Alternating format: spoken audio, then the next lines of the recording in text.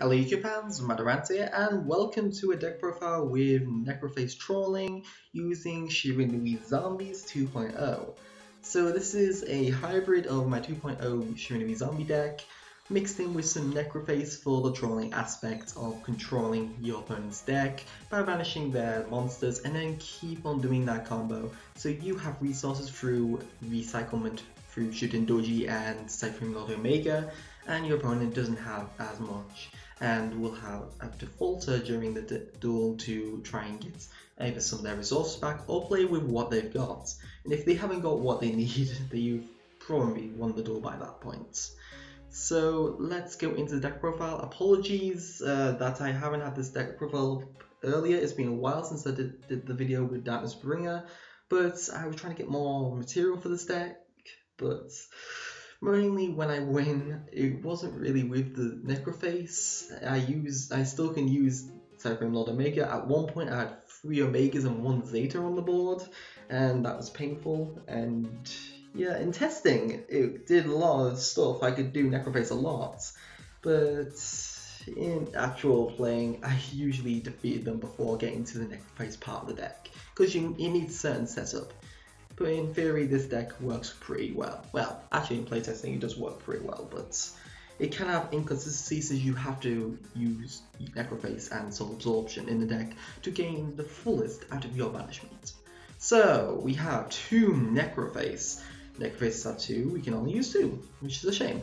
But essentially, you can banish this whenever you like due to the effect of Shiranui Samurai. Samurai has a quick effect to banish it from the graveyard.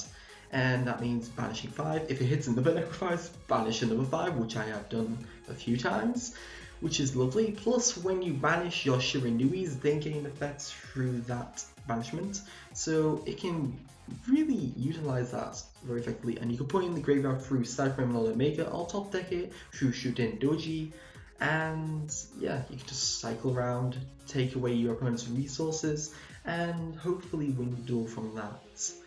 Then we have Shiranui Samurai, which is our quick effect banishment. 2 Chief Priest, or should I say Spirit Master of Shiranui, which when it's banished, destroys 1 face of card your opponent controls, which is the main aspect of using this card in the deck. And you can do this through either the trap card, which is Swallow Sword, or Necroface being banished. Then we have 1 Soulsmith of Shiranui, which is our way of getting our trap card and our field spell to our hand when it's used for a synchro summon. Then we have Triple Sage, the card that makes the deck very viable.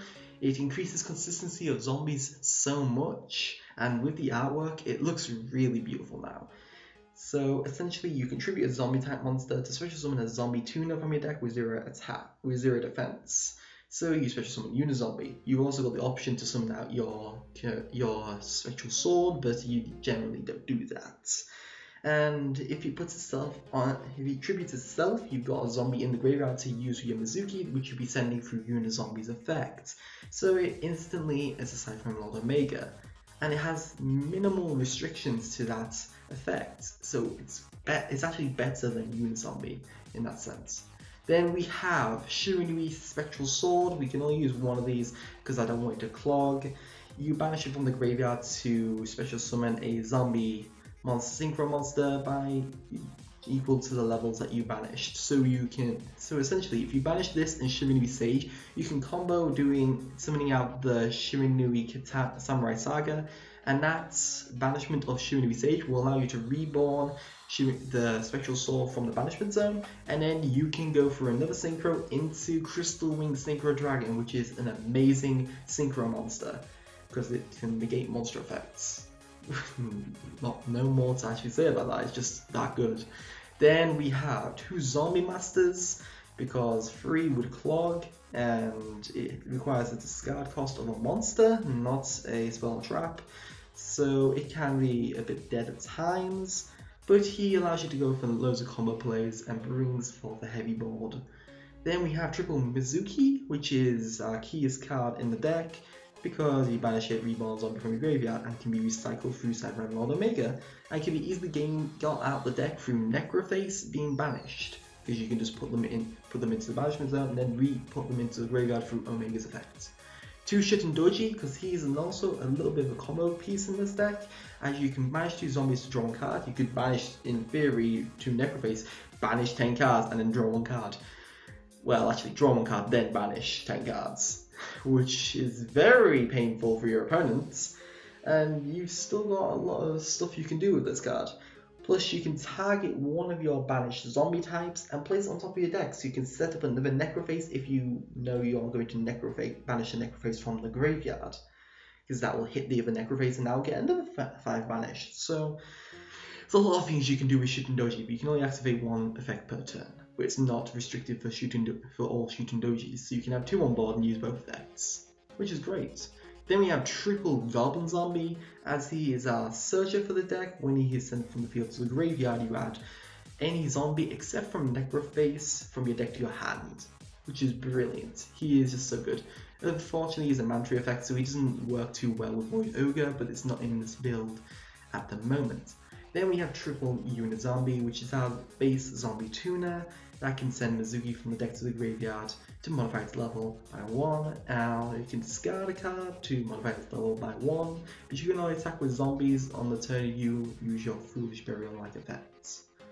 So that is the monsters. Then we go on to spells. We got Book of Life, which is our pseudo monster reborn, and it also banishes a monster from your graveyard, so in combination with something like Soul Absorption, you gain even more plus from this card.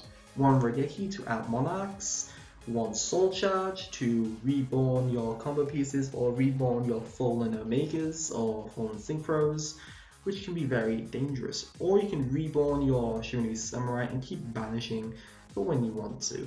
Then you've got Foolish Burial, which is Foolish Burial, don't need to explain that. 2 Twin Twisters for monarchs, 1 Burial from a different dimension, because you're banishing a lot of cards. You may want some of them back in the graveyard, as strange as that may seem. But you can reset up your Necrofaces or your Mizukis depending on what you need. Then we have triple Soul Absorption. If you have all 3 on the board and then banish through Necroface, the maximum you can gain is going to be 500. That's going to banish 5, so that's going to be 7,500. But it's very, well, actually it'll be 15,000 because your opponent banishes as well. So 15,000 if you have all 3 on the board. How is your opponent really going to get over that? It's going to put them in a really tough position. So Soul Absorption is great. I didn't want it to have it at a minimum of like 1 as a 1 on your top deck. That's cool. I wanted to keep on utilizing it, because if you just minimize that, you probably won't be playing Necroface Trolling. You more likely be playing Shiranui. So Soul Absorption mainly needs to be as a max. Then we have 2 Shiranui Style Synthesis, which can reborn our Samurai, or it can reborn our Sage, it can reborn our Zombie Master, our Unit Zombie. What you need can be reborn. I believe you can't reborn Shiranui, unfortunately. If it could, that would be awesome too. Then we have triple Swallow Sword, which is our Icarus attack stroke Fire Lake, because it can banish our Spirit Master, but now we can also banish Sage to reborn from our banishment zone 1 of our Shiranuis, which can further combo with. So it's very good in that sense. Perfect. I don't think it really needs to be a 2 of. I like the vitality of this card. You don't always get the chance to synchro with this card, so you can't always search it. And having it in the turn 1 play can be very deadly. And then 1 Daunting Pose, as you can combo with PSY-Framelord and Omega to stop your opponent attacking for the rest of the game, essentially, because you lock them down. And unless they've got a compulse or something to destroy it during a battle phase or a standby phase, they're not going to get around it. You can just keep recycling it. Plus it can be easily banished through the effect of Necroface and put back into the graveyard through PSY-Framelord Omega. So it's just such a good troll card. Onto the extra deck, we have 1 Castell for the points when we need an Exceed monster into the spot removal. Such a good card. Then 1 Shiranui Samurai Saga as a way of something to synchro into when we need to use our our Spectral Sword, which we can also use with synchro with Necroface to bring it out. But it depends on what you're going for. Also, we've got Ashbeam Zombie Skull, which can also be summoned through Spectral Sword effect. It's up to you depending on which one you want to summon through that effect. I would rather go for Zombie Skull, particularly if you're going to go for like Crystal Wing, mainly because you can, well, you can't reborn it unfortunately. But if you go for this and you don't have any further access to Spectral Sword, you won't be able to bring out this. So it depends on the player. Then we have one Ancient Fairy Dragon to destroy something like a field spell and then add our own field spell to the hand. It's Ancient Fairy Dragon, it's such a good card. Black Rose, nuke the board. Moonlight to bounce back those special summon monsters to the extra deck as a mandatory effect. Then one PSY-Framelord Zeta, which is a new addition to the deck. Because it's more troll based, PSY-Framelord Zeta does have a lot of troll manipulation through its effect, and you'll gain 1000 life points each time you use this effect because you'll be banishing itself and something else. And if the target does go, it'll still banish itself, and Soul Torture will give you a 500 boost. So, Zeta, very good. Onto the level 8, we have Scrap Dragon, because it's Scrap Dragon, you combo with Beals to get free destruction on the card. Triple PSY-Framelord Omega, because you can make it 3 in one duel. It's an expensive card, that is true, but it's such a fun card. It returns your banished monsters to your graveyard. It can interrupt your opponent's turn, essentially by banishing a random card from their hand. It's just such a good card. Plus it can put back things like Soul Charge and Regeki and Foolish Burial back into your deck, which can be very good too. Then we have one Shiranui Shogun Saga for the time when you need to synchro summon a zombie or have a big beat stick. Then we have Skylight, nuke the board of special summon monsters, inflict 500 damage for each, technically our cowboy of the deck. One Crystal Wing Synchro Dragon, since we can do it summon it through the combo of Spectral Sword and Sage. And it can negate any monster effect during either player's turn, once per turn, and if it does, it gains attack equal to that destroy monster's original attack. And once per turn, if it battles the monster that's level 5 or higher, it basically honors itself. So pretty good indeed. And then Beals as a staple in zombie decks can't destroy a battle locale effect. Unfortunately, if you go against Red Eyes Flare Metal Dragon, you're dead. You're literally dead. So yeah, I hope you enjoyed this deck profile. I hope you test this deck out. It's really fun to play. I will have a few duels after this, which I'll narrate in a minute. But this deck, such good. So let's go on to the duels. Unfortunately, the first 2 duels actually don't use Necroface, but we do show quite a lot of strength of the deck. So we start with Sage, go for Unit Zombie, send Mizuki, going for PSY-Framelord Omega this turn, and then we can Soul Charge and do it all over again because it has a discard effect, which can discard our Spectral Sword, set up it in the graveyard, and we have 2 Omegas on the board, which can restore our Mizuki and then tag out 2 of their cards. Although they're wise to that and got the Rota to get the Kajitsuchi Knight and go for their Dante, hitting some decent cards, and then they go for their Phantom Blade, Fog Blade I believe, yes, Fog Blade, always forget the name. Then he goes to the defense. I'm down to 3-5, he gets 2 more monsters back. I go for my Mizuki, she go for Sage, go for Unizombie.